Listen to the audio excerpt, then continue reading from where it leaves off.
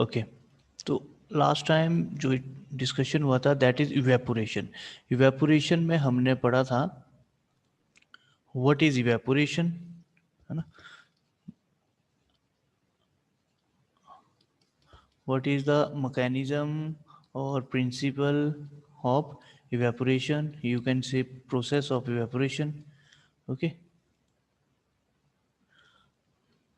तो evaporation basically क्या है, लार्ज अमाउंट में सॉल्वेंट को इवेपोरेट करना, या सॉल्वेंट को जो आपका सॉल्वेंट सॉल्यूट सिस्टम है उससे निकाल देना, है ना।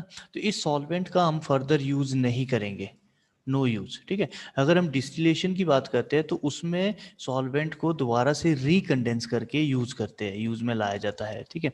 तो जो डिस्टिलेशन है उसमें हम हीट करेंगे विद बॉइलिंग पॉइंट के ऊपर, अबव द बॉइलिंग पॉइंट, ठीक है। और यहाँ पर हीट करेंगे हम बिलो बॉइलिंग पॉइंट, ठीक है। अगर हम बिलो बॉइलिंग पॉइंट हीट करते हैं तो होता क्या है, ओनली सरफेस से ही वेपर बनेगा, मतलब सरफेस से ही वेपोरेट होगा, ठीक है। बल्क से वेपोरेशन नहीं होगा। ऐसा क्यों होगा, बिकॉज जिस मॉलिक्यूल्स की काइनेटिक एनर्जी ज़्यादा होती है वो ड्यू टू टेम्परेचर, जैसे जैसे हमने टेम्परेचर को इंक्रीज किया, इन काइनेटिक एनर्जी जो है मॉलिक्यूल्स की इंक्रीज होगी। काइनेटिक एनर्जी मॉलिक्यूल की इंक्रीज होने से वो सरफेस की ओर मूव करना शुरू कर दिया और वहां से वो इवेपोरेट हो गया। अब डिस्टिलेशन में क्या हुआ, डिस्टिलेशन में हमने हीट किया आपका बॉइलिंग पॉइंट से अबव, जिसके कारण जो आपके surface as well as bulk में जितने भी आपके मॉलिक्यूल्स है वो इवेपोरेट होना शुरू कर दिए। उन्होंने वेपर फॉर्म बनाया और इसको हम वेपर फॉर्म को कलेक्ट करते हैं, बाहर से कूलिंग लगाते हैं, जिसके कारण रिकंडेंस करके इसको लिक्विड में कन्वर्ट करते हैं, दैट इज डिस्टिलेशन, ठीक है। दोनों को डिस्कस करेंगे डिटेल में। और ये आपका था डिस्टिलेशन एंड इवेपोरेशन, थोड़ा सा जो प्रोसेस था। फिर हमने पढ़ा फैक्टर्स फैक्टिंग डिस्टिलेशन, एप्लीकेशन इसकी पढ़ी, डिफरेंस इसका पढ़ा, है ना। इवेपोरेशन कैसे ड्राइंग डिस्टिलेशन क्रिस्टलाइजेशन से डिफरेंशिएट करता है। मैन्युफैक्चरिंग ऑफ बल्क ड्रग में यूज कर सकते हैं, बायोलॉजिकल प्रोडक्ट्स में यूज करते हैं। फैक्टर फैक्टिंग एब्जॉर्प्शन में हमने ये इक्वेशन पढ़ी, m is equal to k s upon p b minus b not, ठीक है। तो mass of vapour formed, surface area, atmospheric pressure, maximum vapour pressure, b not vapour of the liquid and k is the constant. तो ये basically these are directly proportional, like temperature, vapor pressure, surface area, moisture content, types of product required, time of evaporation, okay, film deposition, ये हम यहाँ से discuss करना है आज, ठीक है। फिल्म एंड डिपोजिशन क्या है, फिल्म एंड डिपोजिशन, ये आपका ये एक्चुअली करता क्या है, जितने भी आपके वेजिटेबल्स एक्सट्रैक्ट होते हैं वो एक फिल्म बनाएगा, ठीक है। और वो फिल्म क्या करता है, जो आपके पार्टिकल्स होते हैं वो वहाँ से वेपोरेट नहीं हो सकते, काइनेटिक एनर्जी भले ही ज़्यादा है तो वो क्या होगा, वो फिल्म के नीचे रहते हैं। इसीलिए हमें क्या करना होता है, इसको एजिटेट करते हैं हम, जितना इसको एजिटेशन करेंगे तो ये फिल्म नहीं बनेगी, ठीक है। तो इसीलिए हम इसको एजिटेट करते हैं। तो इसने भी यही चीज़ बोला है ना। Economical factors, economical, labour, fuel, floor, material primary consideration है, बिकॉज देखो अच्छा okay, recovery of the solvent, utilisation, waste heat of the important, they involve the consideration of the cost for evaporation of heat is necessary to provide the latent heat of vaporization, rate of evaporation is control the rate of heat transfer and designed to the maximum heat to the next of this। ये हम economical factor क्या, जब कभी भी कोई business कर रहा है, फॉर एग्जांपल इंडस्ट्रियल में, उसके लिए सबसे काम यही है कि वो कैसे कम से कम मिनिमम वो आपका इनकम लगाए और मैक्सिमम वो आउटपुट डाले, ठीक है। वो बिजनेस को ही उस बिजनेस इसको ही बोलते हैं बेटा, ठीक है। तो इसमें क्या होगा कि वो जितना भी इसका लेटेंट हीट है, क्यों ना ऐसा किया जाए, जो लेटेंट हीट हम इसको गर्म करने के लिए लगा रहे हैं वो फर्दर आपको आगे जो ये वेपोरेशन से वेपर बने ना, स्टीम से जो वेपर बन रहे हैं ना यहाँ पर, जैसे हमने पढ़े थे, जो ये वेपर बन रहे हैं, क्यों ना इस वेपर को अगले के लिए as a heat source use किया जाए, अगले के लिए as a heat source use किया जाए, ठीक है। इसको बोलते हैं मल्टी इफेक्ट इवेपोरेटर, ठीक है, मल्टी इफेक्ट इवेपोरेटर हम पढ़ेंगे, आगे पढ़ेंगे इसको, मल्टीपल इफेक्ट इवेपोरेटर, जिसको ट्रिपल इफेक्ट इवेपोरेटर, इसको पढ़ेंगे, इसमें आप डिटेल में समझोगे। अब मोस्ट इंपॉर्टेंट है क्लासिफिकेशन ऑफ इवेपोरेटर्स। अब यहाँ से मैं आपको डिस्कस करना शुरू कर रहा हूँ कि क्लासिफिकेशन कहीं भी आएगी उसको हमने फ्लो चार्ट में बनाना है। कैसे बनाना है? तो ये हमेशा सबके लिए सेम रहेगा, आज मैं आपको समझा रहा हूँ, तो ये सबके लिए सेम रहेगा, मतलब क्लासिफिकेशन का पैटर्न, क्लासिफिकेशन ऑफ इवेपोरेटर। वैसे आपको आज नोट्स भी भेज दूंगा इसके, मैं दो भागों में बांटे इसने। नंबर 1 है evaporator with heating medium in jackets, इसको ड्रॉ कर दो, बना दो आप, evaporator with heating medium in jacket. दूसरा है vapour heated evaporated with tubular heating surface, vapour heated evaporator with tubular heating surface, ठीक है। These are further classified into two types. One is evaporator with tube placed horizontally, evaporator with tube placed horizontally, ठीक है, and this is पूरा same, evaporator with tube placed vertically, vertically, ठीक।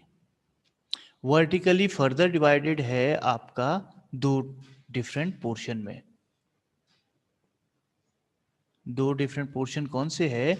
Evaporator with short tube, evaporator with long tube, evaporator with short tube and evaporator with long tube, ठीक है। अब देखो without इसके ये भी, मतलब आपका विदाउट एग्जांपल ये सफिशिएंट नहीं है, तो हमें हर एक एग्जांपल देना है। ये फर्दर डिवाइडेड अभी दोनों, इसको आगे नेक्स्ट उसमें करूंगा अभी मैं। तो evaporator with heating medium in jacket, example हमने इस टाइप से देना है, यहां लिख लेना है आपने example, that is steam jacket cattle, इसको बोलते हैं हम इवेपोरेटिंग पैन, सबसे सिंपल इवेपोरेटिंग पैन, जो हम टी बनाने के लिए यूज करते हैं ना घरों में, that is this type of use, है ना।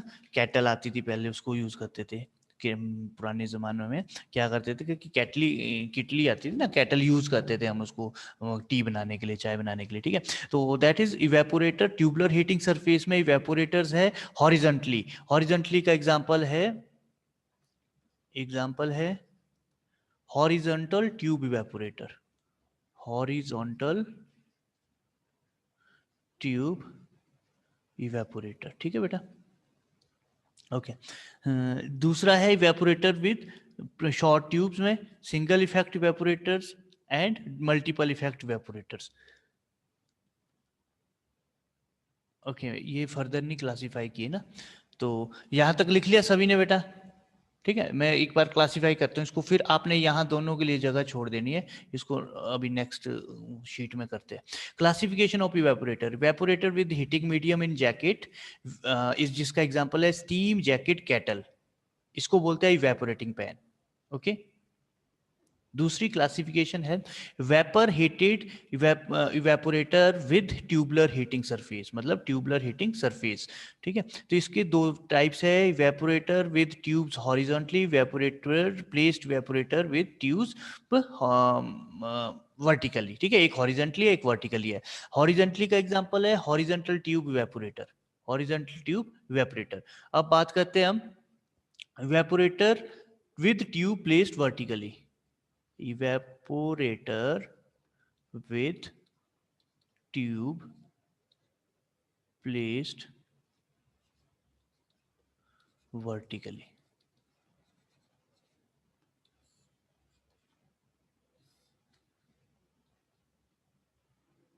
सिंगल इफेक्ट इवेपोरेटर,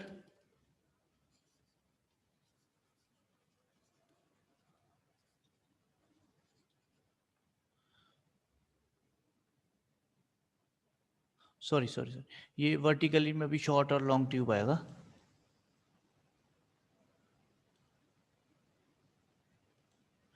वर्टिकली में आएगा evaporator with short tubes, evaporator with short tubes, evaporators with long tube.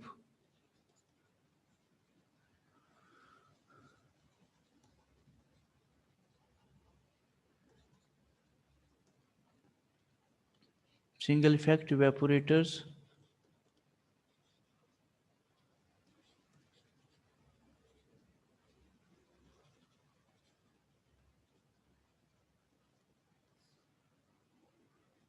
multiple effect evaporators.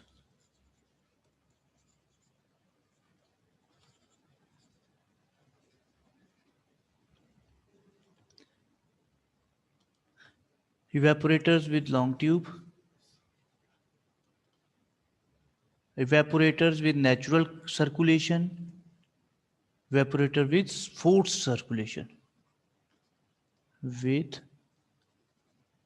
natural circulation, evaporation with forced circulation. ठीक है, again जो मैं आपको बोल रहा हूं कि विदाउट एग्जाम्पल ये नहीं काम बनेगा, तो हमें एग्जाम्पल एटलीस्ट एक एक देना ही पड़ेगा। तो evaporators with short tube, single effect evaporators, that is short tube vertical evaporator, short tube vertical evaporator.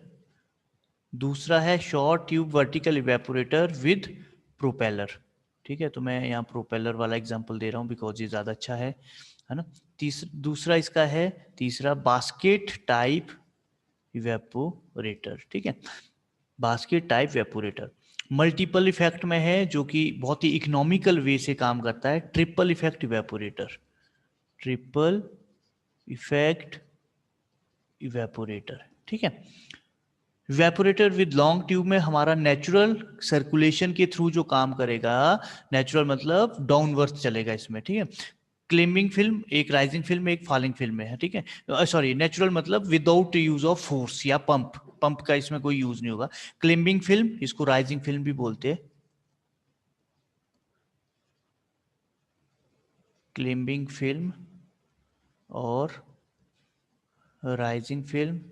दूसरा है falling film, falling film evaporator. ठीक है, फिर है फोर्स्ड सर्कुलेशन का एग्जांपल है forced circulation evaporator, forced circulation evaporator.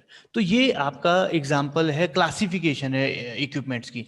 If ये आपको आती है 5 नंबर की, तो हमने क्या करना है, हमने पूरी की पूरी क्लासिफिकेशन देनी है। कहाँ से? स्टार्टिंग से, evaporators with heating medium in jacket, evaporator with tubular heating surface वगैरह, है ना सर।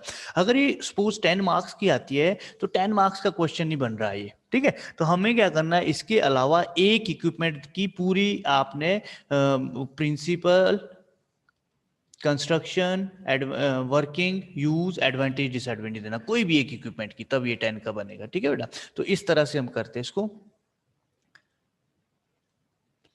ये पूरे का पूरा इक्विपमेंट। सबसे कॉमन जो इक्विपमेंट है that is steam jacket, kettle और इवेपोरेटिंग पैन, जो हमारे घरों में भी होता है। ये देखो, इसमें क्या हुआ, मैं डायरेक्ट वर्किंग में आ रहा हूं, है ना, कंस्ट्रक्शन में। चलो कंस्ट्रक्शन में आ रहा हूं। एक केटल है इस टाइप से बनी हुई। ठीक है, तो इस केटल में हमने क्या है कि बाहर से दिस इज जैकेट। ठीक है, और ये इसको गर्म करना है, इस जैकेट को हमने। ठीक है, this jacket should be hot. ठीक है, इसको गर्म करना है। फिर हमने क्या किया, इस कैटल के अंदर हमने डालना है सॉल्वेंट, सॉरी सॉल्यूशन और सस्पेंशन, ठीक है। सस्पेंशन भी आपको पता है, स्मॉल पार्टिकल्स या small solids in liquid phase, ठीक है, दैट इज सस्पेंशन। स्टीम हमने यहां से यूज की, हमने स्टीम क्यों यूज की, वाटर क्यों नहीं यूज किया?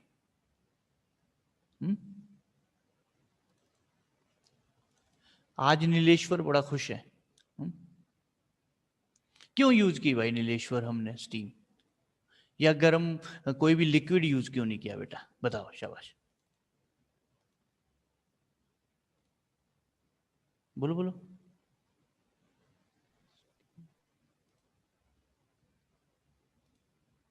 बोलो कुछ, स्टीम क्यों यूज की सर हमने? आपने हाँ बोलो बोलो, शाबाश। स्टीम क्योंकि सर पहले वेपर टाइप का था। है क्या बोल रहे हो, ठीक बोल रहे हो, ठीक है, थोड़ा ऊंचा बोलो बेटा। क्योंकि पहले वेपर टाइप का था ना, इसलिए स्टीम जो वेपर में थी तो। चलो ठीक है, मैं बताता हूँ। एक्चुअली देखो, वेपर फेस ज़्यादा हीटेड होगा as compare to liquid phase, hot liquid, ठीक है। इसीलिए हम जब हम स्टीम का यूज़ करेंगे तो इसमें ज़्यादा हीट होगी और इसमें कम आपको एफिशिएंसी लगेगी, और इस स्टीम को यहाँ से चलेगा और कंडेंसेट आपका जो है स्टीम यहाँ से और यहाँ से वापस फिर से यहाँ बाहर निकल जाएगी, ठीक है। वेंट होता है, वेंट कहीं भी आता है, मैंने आपको बोला था फॉर नॉन कंडेंसेट गैस के लिए, नॉन कंडेंसेट गैस के लिए बाहर निकालना। ये जैकेट है, ये सॉल्यूशन है, और ये कंसंट्रेटेड प्रोडक्ट है। अब इसको सॉल्वेंट हमने वेपर को इसको हीट किया, तो इसमें जो सॉल्वेंट है वो बिलो बॉइलिंग पॉइंट हीट करने और वो बाहर निकल जाएंगे, सॉल्वेंट वेपर बन के बाहर निकल के हमारे पास एक थिक थिक जो है सॉलिड या सेमी सॉलिड प्रोसेस आ जाएगा, कंसंट्रेटेड लिक्विड आ जाएगी, ठीक है। तो अब इसने क्या बोला, steam is supplied to jacket evaporating pan in which aqueous extract is placed. Steam gives out heat to the kettle. The heat is transferred to the aqueous extract by condensation, conduction and convection. ठीक है, conduction convection कहाँ पर, ये देखो आपका ये है heat, बाहर वाला सरफेस है कंडक्शन, क्यों, क्योंकि इसमें मॉलिक्यूल्स की कोई मूवमेंट नहीं है, और इसके थ्रू जो जैकेट को गर्म करना है, स्टीम को, इसको केटली को गर्म होना है, दैट इज कॉन्वेक्शन, ठीक है। The temperature raise the escaping tendency to solvent into vapour increase surface enhance the vaporise state. तो टेम्परेचर ने क्या किया, इन मॉलिक्यूल्स की, सॉल्वेंट के मॉलिक्यूल्स की काइनेटिक एनर्जी बढ़ा दी और वो सरफेस पे आया और सरफेस से मूव हो गया। तब मैंने सॉलिड को पहले ही बोला था कि सॉलिड आपका नॉन वॉलेटाइल होना चाहिए, इसलिए वो नहीं जाएगा। Construction, construction is shown in this, that is hemispherical structure of a inner pan called kettle, it is enveloped with the outer pan called jacket. तो ये अंदर वाला जो प्रोसेस है दैट इज कैटल, और जो बाहर जो है दैट इज जैकेट, ठीक है। तो हमने जैकेट में स्टीम देनी है, जैकेट से बाहर निकालनी है आपने, वेंट लगाना है जैकेट में, आपने कंडेंसेट लगाना है, कंसंट्रेशन प्रोडक्ट आपने कैटली में लगानी है, ठीक है, कैटल में लगानी है। The two pans are joint to steam is passed for small quantity, kettle is a single sheet of metal, large capacity में it is the welded through several metals, ठीक है। Use for material for construction, following the use of copper is excellent material for kettle because it is a good conductivity. तो हम इसमें भी ये देखेंगे कि इसको गुड कंडक्टिविटी ऑफ हीट के थ्रू जोड़ा जाए, जिसकी ज़्यादा अच्छी है। अगर वैसे तो गोल्ड और सिल्वर की होती है, बट वो तो बहुत कॉस्टली पड़ जाएगा बेटा, ठीक है। किसी चीज़ को गर्म करना सोने की उसमें कैटल में या आपकी चांदी की कैटल में, ये तो फिर राजू वाली बात होगी है। हमने इसमें नहीं जाना है, हमने सिर्फ कॉपर की इसको देखना है ओनली, ठीक है। कॉपर को हम यूज कर रहे हैं, अब तो स्टील यूज होते हैं, बिकॉज क्यों, कॉपर का हीट सेंसिटिव, हीट अच्छी है, कंडक्टिविटी अच्छी है, बट कॉपर को जो है बाद में जैसे होता है ना, उसको साफ सफाई करना वो थोड़ा मुश्किल हो जाता है, इसीलिए हम इसको यूज करते हैं। देखो स्टीम आ रही है वेंट, नॉन कंडेंस्ड गैस के लिए वेंट के थ्रू जाएगा, ये सारी चीजें मैंने आपको बता दिया। वर्किंग, एक्वस एक्सट्रैक्ट को वेपोरेट किया केटल में, कंडेंस्ड किया थ्रू आउटलेट, और this evaporate mechanical stirrer is not shown. देखो इसमें मैकेनिकल स्टीरर भी हम लगा सकते हैं, क्यों, क्योंकि मैंने अभी फैक्टिंग में पढ़ा था कि यहाँ पर एक फिल्म सी बन जाती है जब हम खास तौर से वेजिटेबल एक्सट्रैक्ट की बात करते हैं, तो एक फिल्म बन जाती है। इसीलिए हमने क्या किया, इसको आपने यहाँ से एक स्टीरर लगा दिया जो इसको स्टिर करता रहेगा और उसको ब्रेक डाउन कर देगा फिल्म को, ठीक है। Any room carried apparatus, good ventilation, remove the vapour, ठीक है। तो रूम में भी यूज़ करें तो वेंटिलेशन वगैरह प्रॉपर होनी चाहिए, ठीक है। तो द कैटल में भी फिक्स्ड, और kettle capacity up to 90 litres भी आ सकती है, छोटी होती है। वैसे इसको हम यूज़ करते हैं बिल्कुल छोटे के लिए, है ना। Use evaporating pan is suitable concentrated aqueous and thermal stable liquor के लिए हम यूज़ कर सकते हैं इसको, ठीक है। और दूसरा थर्मोस्टेबल बोल रहा हूँ मैं, ठीक है। Advantage: pan is construction both a simple and the large scale evaporation. Simple is construction, easy to operate, clean and maintenance, सारा easy है। Cost of installation and maintenance is low, बहुत कम है। Wide variety of materials or construction should be copper, stainless steel and aluminum. Stirring of the contact and removal of the product is easy, ठीक है। अगर इसको निकालना भी है, stir करना है, easily हो सकता है। क्यों? क्योंकि ओपन सिस्टम है। बाकी कुछ एक इक्विपमेंट्स आएंगे वो क्लोज्ड सिस्टम है, ठीक है। तो हेमिस्फेरिकल आपको पता ही है कि आधा स्फीयर होगा, वो आधा ग्लोब मतलब जिसको बोल सकते हैं हम, है ना।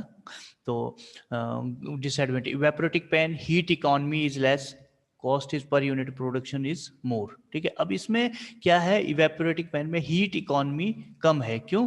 क्योंकि इसमें पर यूनिट प्रोडक्शन बहुत ज़्यादा पड़ती है। हमारी जो स्टीम है ये वेस्ट हो रही है कंडेंस्ड, और ये वाली स्टीम भी वेस्ट हो रही है। नहीं तो हमने क्या करना, अगर हो सके तो इस स्टीम को हमने कलेक्ट करके आगे के लिए हमने एज अ सोर्स यूज करना है, तो वो इकोनॉमिकली बहुत बेस्ट है।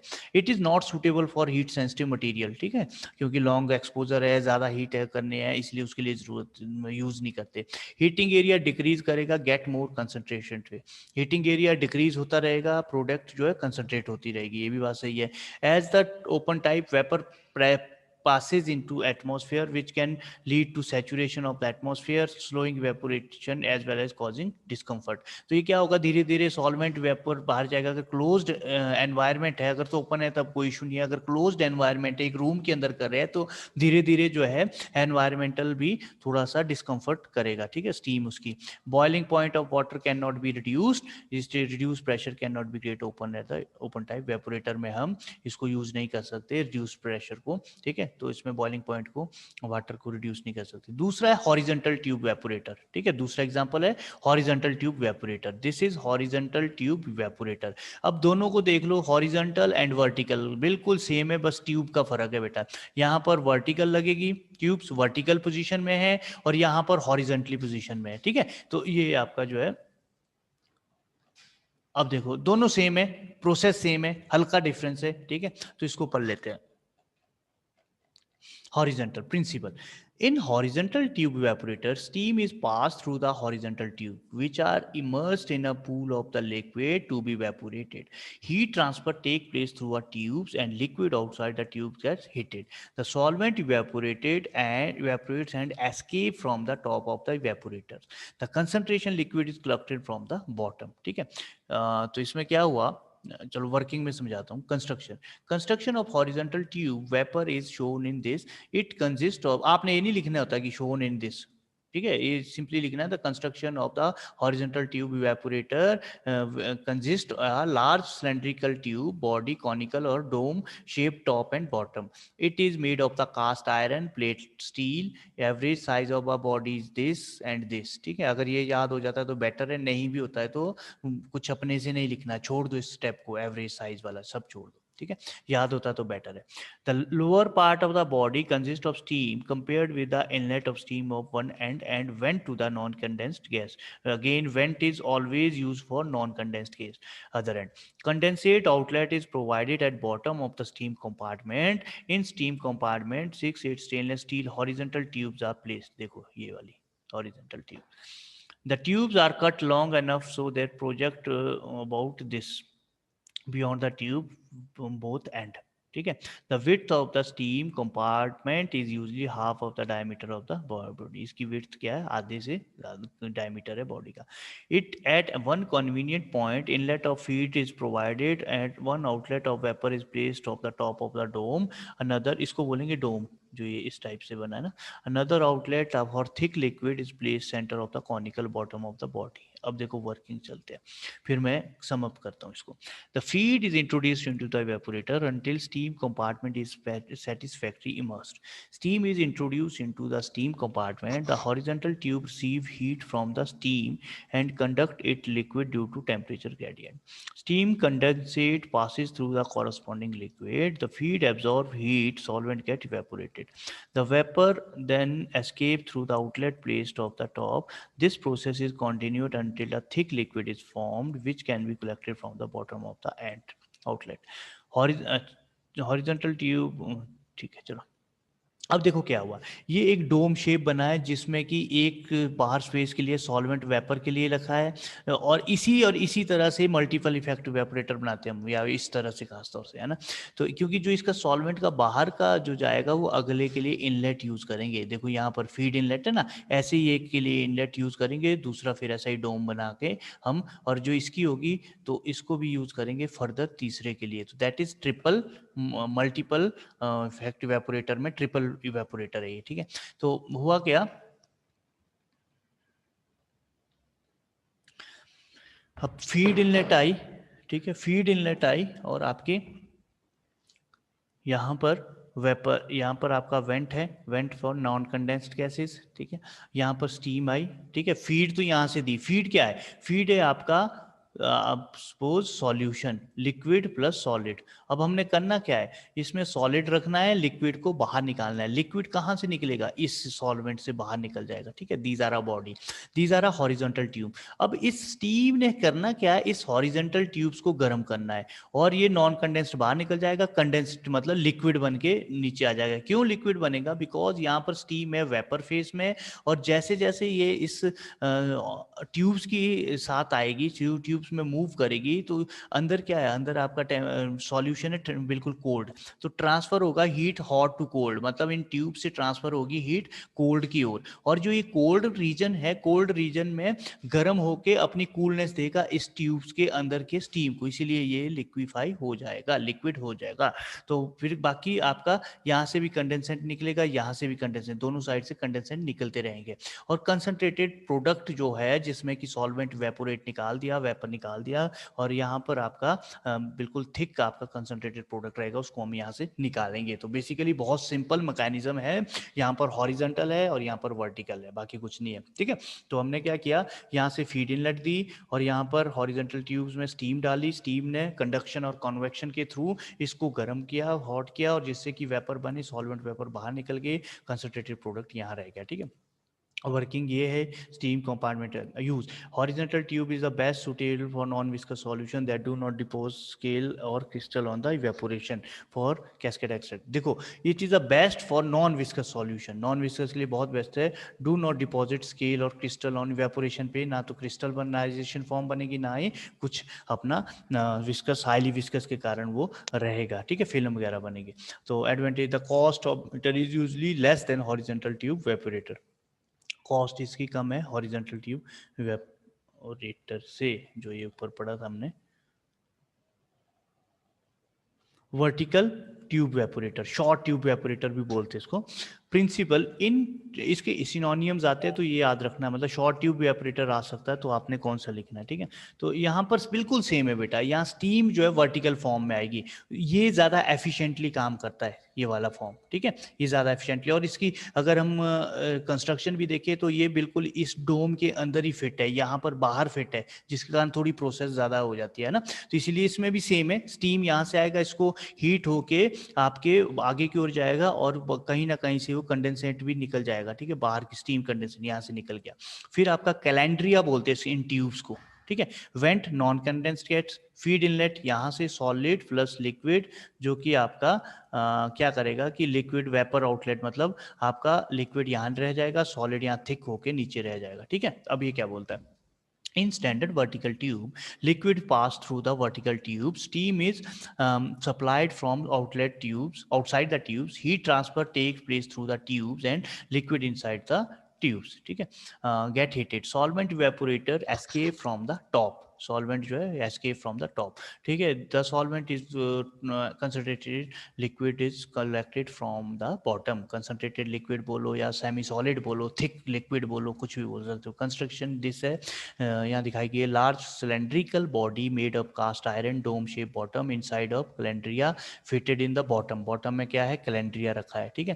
Calandria consist of number of vertical tubes, in calandria में ही अंदर वर्टिकल ट्यूब्स होगी, ठीक है। Fitted in the body and provided to the feed concentration non condensates, ठीक है। Outlet are provide vapour concentration, कुछ नहीं करना आपने, सिंपली इसको ही लिखना है, जो ये डायग्राम याद कर लो, इसको ही लिखना है कंस्ट्रक्शन में। प्रिंसिपल इवेपोरेशन में यूज करता है, वर्टिकल ट्यूब्स लगी है, धीरे धीरे कंडक्शन होगी, ठीक है, स्टीम इनलेट होगा कैलेंड्रिया के थ्रू, कंडक्शन से कन्वेक्शन में आपके सॉल्वेंट वेपर फेज में निकल जाएगा और आपका थिक लिक्विड या सॉलिड फेज हमारा रह जाएगा, ठीक है। तो वर्किंग में स्टीम इज इंट्रोड्यूस, अब कंस्ट्रक्शन में, सॉरी ये प्रिंसिपल था कंस्ट्रक्शन में, वह ये डोम शेप का बना है, कंसंट्रेटेड लिक्विड आउटलेट नीचे की ओर आएगा, ठीक है। सॉलिड में इसीलिए बोल रहा हूँ कि ये थिक सा हो जाता है, ठीक है। आपने सॉलिड मत बोल दो, आप सेमी सॉलिड या थिक लिक्विड बोलो, ठीक है। विस्कस जो रह गया हमारा वो आउटलेट यहाँ से रहेगा, वेपर यहाँ से निकलेगा, स्टीम इनलेट कैलेंड्रिया के थ्रू होगी, इसमें कैलेंड्रिया लगा है कंस्ट्रक्शन में, एक फीड इनलेट के लिए है, एक वेंट के लिए है जो नॉन कंडेंस गैसेस को निकालेगा, इसमें कैलेंड्रिया फिट है जो कि आपका ट्यूब्स रखेगा वर्टिकल पोजीशन में, इसमें स्टीम के लिए हमने इनलेट और आउटलेट के लिए कंडेंसेट के लिए एक पार्ट दिया गया है या एक पोर्ट दिया है ना, कंसंट्रेटेड आउट लिक्विड। अब वर्किंग सिंपली हमने फीड इनलेट इंट्रोड्यूस किया, स्टीम इनलेट इंट्रोड्यूस किया, स्टीम इंट्रोड्यूस किया, जिसके कारण कंडक्शन हुई कैलेंड्रिया के ट्यूब्स में, उसके साथ साथ उसमें जो है आपका कंडक्शन साथ कन्वेक्शन हुई, और जो आपका लिक्विड है ये गर्म हो गया, लिक्विड के गर्म होने से आपकी सॉल्वेंट बाहर वेपर निकलना शुरू हो गए और कंसंट्रेशन लिक्विड नीचे की ओर रह गया, ठीक है। और वेंट के लिए इसमें नॉन कंडेंस गैसें बाहर निकलेगी, ये सारी चीज़ इसमें यही बोला गया है, ठीक है, और कुछ नहीं। Advantage use vertical tubes use for manufacturing of cascara extract sugar salt and caustic soda, मतलब विस्कस के लिए हम यूज कर रहे हैं, ठीक है। Vertical tube increase the heating surface इतने 10 to 15 times then steam jacket, इससे ज़्यादा यूज़ कर सकते हैं, काफ़ी अच्छे से काम करता है। विग्रेस सर्कुलेशन एनहांस करता है, रेट ऑफ हीट ट्रांसफर को यूज़ कर सकते हैं। Concern connected to receiver which further increase the rate of evaporation, number of unit can be joined obtain more efficient to multipass, multiple effect evaporator बाद में पड़ेगी। Disadvantage the liquid is maintained above the level of calandria. Upper layer of the liquid need a long time for getting heated. This problem can be minimized removing concentrated liquid slowly at the bottom. Cleaning of the maintenance difficult है, jacket का evaporate complicated है, installation during evaporation pressure evaporation increase करता है, large evaporators के depth में भी order to the 2 meter। ये बोलता है कि डिसएडवांटेज में एक तो इसको बहुत ज़्यादा कैलेंड्रिया को अपर लेयर को गर्म करना पड़ता है, ठीक है, तब जाके काम करता है। दूसरा बोलता है कि इसकी मेंटेनेंस क्लीनेंस बहुत मुश्किल है, इसको खास तौर से इसको क्लीन करना, कैलेंड्रिया के अंदर ट्यूब्स है तो ठीक है ना, प्रॉब्लम क्रिएट करती है। वेरिएंट्स मतलब इसका फर्दर कौन सा यूज कर सकते हैं हम, वेरिएंट्स का मतलब होता है एक वस्तु के भिन्न भिन्न रूप, मतलब कहने का मेरा मतलब है कि इसका वेरिएंट्स क्या, इसका एडवांटेज जो इसकी एडवांटेजेस है क्या वो उसमें एडवांटेज में हुई, तो विद प्रोपेलर, ठीक है, विद प्रोपेलर इसमें दिखाया नहीं है, अगर इसको आता है विद प्रोपेलर तो आपने यहां पर एक एज प्रोपेलर लगा देना है इस तरह से, ये प्रोपेलर है, कहाँ लगाना है यहाँ पर, ये हीट करता रहेगा, बाकी कुछ नहीं, बाकी सेम है, ठीक है ना।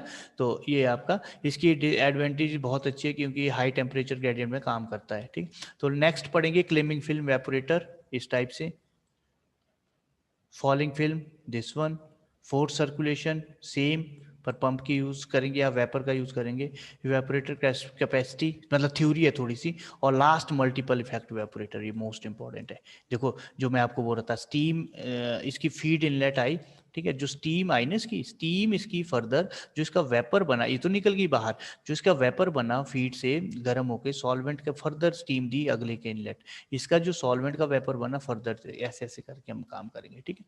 तो इतना नेक्स्ट 2 क्लासेस में इसको कंप्लीट कर लेंगे बेटा, ठीक है। ओके तो अटेंडेंस